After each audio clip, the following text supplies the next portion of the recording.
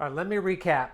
About 3 months ago, I bought a brand new Team Associated Pro 4 SC10. I bought it directly from Team Associated, and I paid like $350 for this RTR that came in this box with these tires. So if you've been following along, or if you're new, and you're likely new and you don't know the backstory, I ran this about 6 or 7 times just on the street, and maybe twice in some dirt around my neighborhood. And then I went down for work towards Galveston, that area, and I took my vehicle with me. I drove down there to do some work, and between work, what I was doing when I had a break, I just went over to the beach and I took my Pro 4 and ran it on the beach. Not the soft sand up 50 feet from the water, or 30, 40, 50 feet. I ran it on the hard pack sand that's more moist, 0 feet to 15, 20 feet. So it wasn't the soft sand. So if you now that you've got that understanding, here is my stock tire, the front tires that were on my RTR vehicle. And everyone knows, or may not know, but they have little holes in them to let air in and out, and so the back wheels, which were right here, are on the back of the vehicle, and they proceeded to fill up with sand. And so when I say fill up with sand, I mean compressed with sand. I mean, they had filled up with so much sand that the tires were rounded, and they weighed about 3 times as much as the wheels without the sand. So basically these tires were ruined. Running them on the car, or the short course truck, would overheat the motor, and I experienced that because I didn't know that rear tires filled up with sand until much later when I got home. So basically the tires were ruined. They were out of balance, and they were 3 times as heavy, and there was no way to get the sand out. Even drilling holes in the outside of the tire did not allow sand to escape. It would take maybe a year of driving on just concrete to maybe get 50% of that sand out. But I made a video prior to this, and it talks more about this. So these tires were ruined, and the vehicle was only at that time maybe 2 months old, or maybe a month and a half old when it actually happened. So it was basically a brand new truck, and I just took it and played with it on the beach. And funny enough, Team Associated, when I contacted them many times through email and phone calls, that the last phone call conversation was that this vehicle was not designed or warranted or made to run in sand. And that just blows my mind. You can run this in dirt, and you can run this in all kinds of different things, in water and snow and things like that, but you can't run it in sand because this vehicle's not made for sand. And maybe all the Team Associated vehicles are not made for sand. I mean, likely that voids your warranty, and it'll fill up your rear tires with sand. Okay, with that said, I'm going to go over today. This is, when I bought the RTR vehicle, I didn't want to go in and invest a bunch of time and buy new tires, new wheels, new speed controller, new motor, new shocks. I wanted an RTR vehicle to just have it and have fun and not spend a bunch of more money, and just enjoy it for what it was. Here is the RTR tires. I had to have a Team Associated send them back to me because they kind of hinted that they might warranty them, but then once they got them, and I spent $15 and maybe an hour worth of my time mailing them back to Team Associated, they immediately responded and said, "Nope, we're not going to help you out." So they sent me another message and said, "Hey, do you want us to send these back to you? Do you want us to throw them away?" And I was like, "Please don't throw away my $80 Team Associated RTR tires.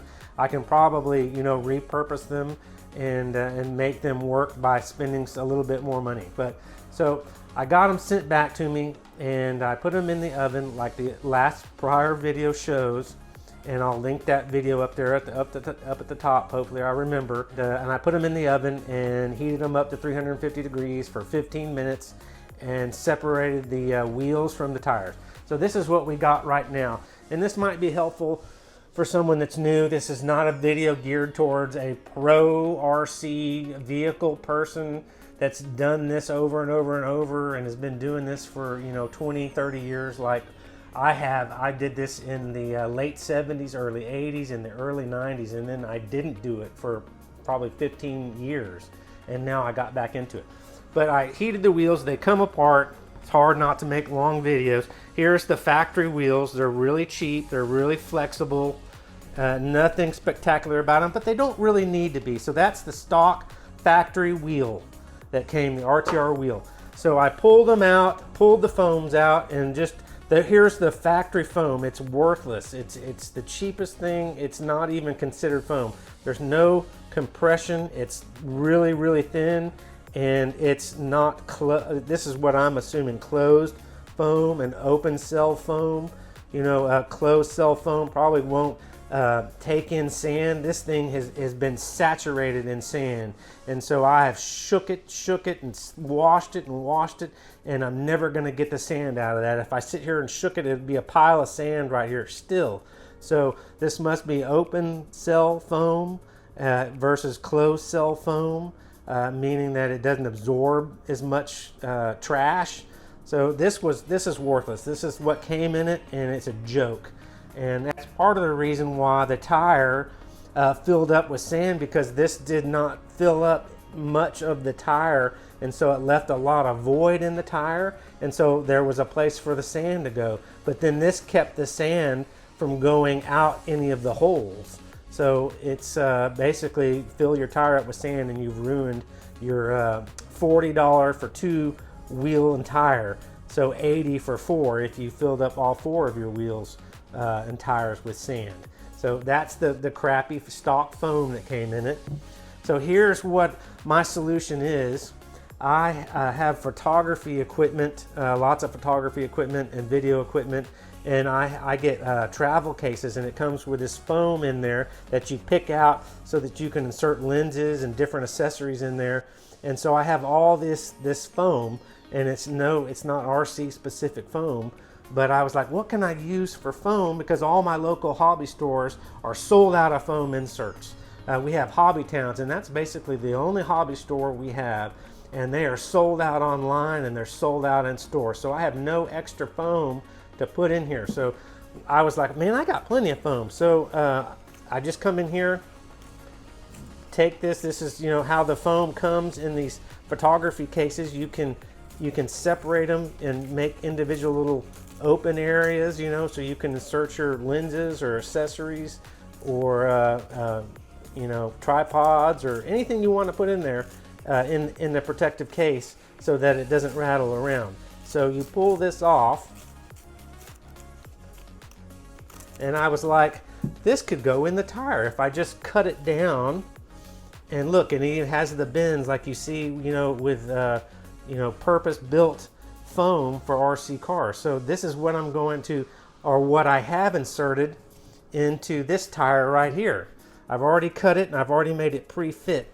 If you can see, there's foam in there, and it goes all the way around. And I've inserted the new rim, the previous RTR rim that got baked out of this tire, and I've inserted it. Now I'm ready to glue it. So that's my next step. All right, here's the glue I got. I want to show you that Ultra Tire glue. Got it from A-Main Hobbies online. It's got the glue in there. And here are replacement tires that I bought with foam from J Concepts. Move these out of the way so you can see that in the whole frame. So the choppers, these are going to be really, I think, really good tires. They are really soft with the blue compound. And then here are the wheels that I bought, really basic wheels, the 9-shot 12mm hex. They'll fit directly on my Pro 4. So I bought 4 of these and 4 of the J Concepts tires. So 4 and 4. So I'm going to have to glue those up and then have another set of really good tires for running in the sand or the dirt. All right, so I got this one glued. Did a pretty good job. I smeared a little bit right there. and then I had a little difficulty, and I applied some more glue to the outside, and it turned white, which I don't like. But it's on there. It's on there really, really good. Other than that, just being white, maybe I can get a black marker and go over that. That's on the inside, so you won't see it.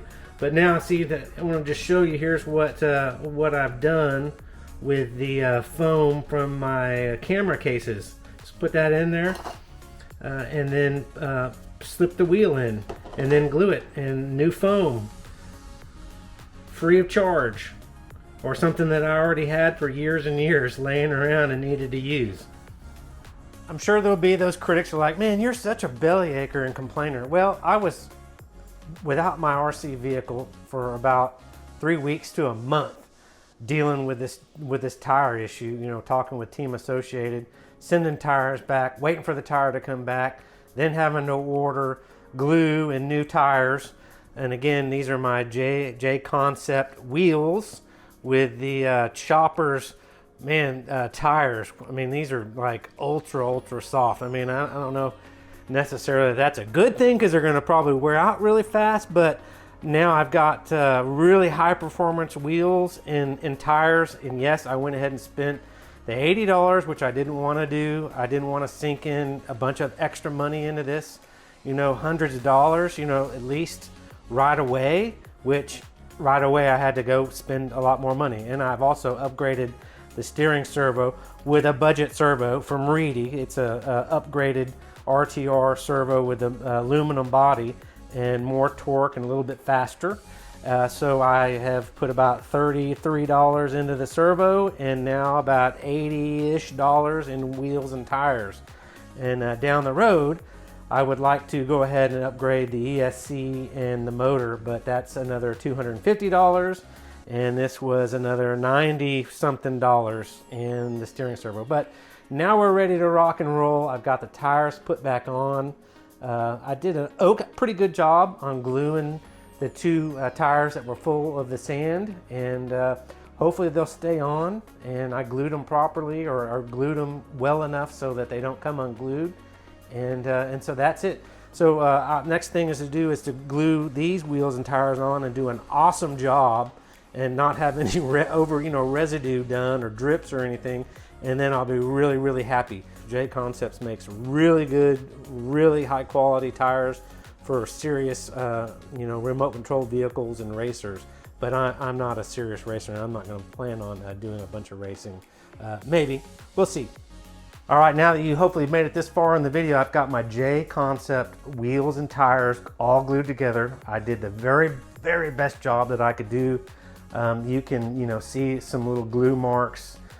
Just not 100% perfect, but pretty close. And hopefully, man, they stay glued together while running. I'm only running 2S with 120C discharge and 6,000 milliamp batteries, so no 3S or 4S. So hopefully tires will stay on. Hopefully I did a good enough job. And I'm going to compare these to my RTR General Tire wheels and tires that came on the short course truck. Obviously these are going to be a lot better. These foams in here are actually fill the tire up, and this is a lot softer material, way more tacky. So they're going to be way better tires. But just a comparison, I'm going to try not to run these on the concrete, only on the dirt and the sand. But I'll run the RTR tires that I've repurposed and had to re-glue and new foam. I'll run those on the road if I can manage to do that. But tune in to the next video in the series to see how these tires work compared to the RTR tires that I had. Obviously these are going to be better, but we'll just do a comparison and anything else that I want to do in the next video. Okay, thanks. Tune in next week, and leave a like if you are motivated and got some enjoyment out of this content. Have a great day, and bye-bye.